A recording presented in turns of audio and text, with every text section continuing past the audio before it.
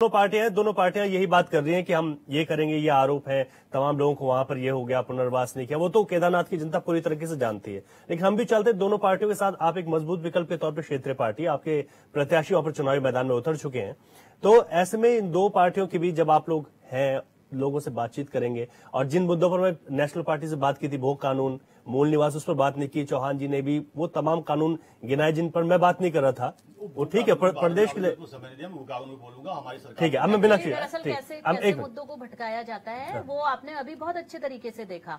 आपने भू कानून की सवाल किया, ये पूरा पहुंच गए न जाने कहां सनातन संस्कृति पे। आप ये बताइए कि केदारनाथ की जो डेमोग्राफी है वो तो 98% से ज्यादा वहां पे हिंदू हैं। आप वहां पे क्या ठेका लेंगे हिंदू धर्म का? और दूसरी चीज ये देखिए कि अयोध्या में भी आपने बहुत सनातन संस्कृति की बात की थी, लेकिन हरा दिया ना आपको वहां से। लेकिन इसीलिए मैं कहना चाहती हूँ कि जो आज की तारीख में जो ज्वलंत मुद्दे हैं उन पे बात करिए। अब बात करिए कि भू कानून कब आएगा वहां पे, जो वहां के लोग वहां पे उजड़ रहे हैं। देखिए, केदारनाथ में सिर्फ एक केदारनाथ टेम्पल नहीं है, केदारनाथ के अंदर अन्य गांव भी आते हैं। उन गांव की क्या स्थिति है?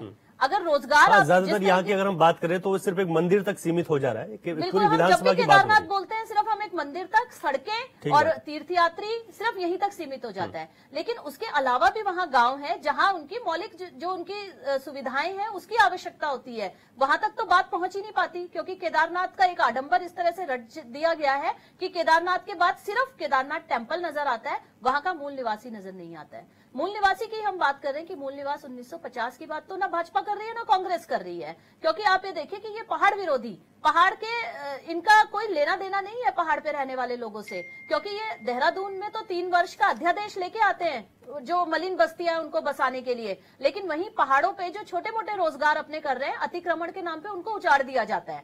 इसीलिए ये लोग, क्योंकि इनको वोट बैंक की चिंता है सिर्फ। आज भी जो वहां पे ये सनातन धर्म और इस सब की बात कर रहे हैं वो भी सिर्फ वोट हथियाने के लिए ये सारी बातें हो रही हैं। दूसरी बात मैं कहूंगी कि महिला सुरक्षा की बात तो बिल्कुल भी ना करें, भाजपा तो बिल्कुल ना करे। क्योंकि आज जिस तरह के आप कह रहे हो कि हमने महिला को सशक्त किया है, महिलाओं को हमने रोजगार दिया है 50 लाख तक की स्वयं, तो वो सारा का सारा आप जो सशक्त महिला को कर रहे हैं उसको शोषण करने के लिए कर रहे हैं।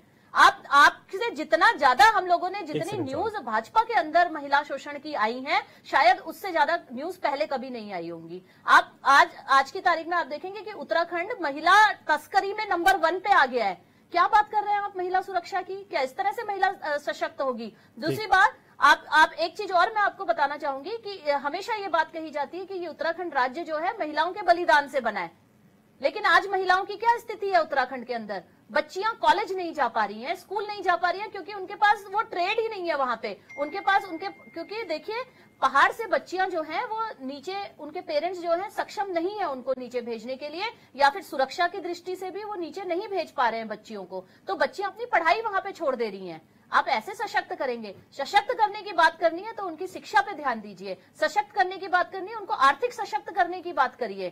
सिर्फ इस तरह से, और हमने तो भाजपा के सारे जितने भी जितनी योजनाएं होंगी वो सिर्फ पेपरों में होती हैं। जी जी, धरातल पे योजनाएं शून्य है। ठीक है, क्योंकि जिस तरह की जितनी बड़ी बड़ी बातें ये करते हैं उससे तो ऐसा लगता है कि एक खुशहाल उत्तराखंड होना चाहिए, लेकिन वही उत्तराखंड का जो मूल निवासी है वो सड़कों पे बैठा है। तो आखिर वो कौन लोग हैं जो सड़कों पे बैठे हैं? कौन सी मांग लेके वो सड़कों पे बैठे हैं? उन पे क्यों नहीं बात हो रही है?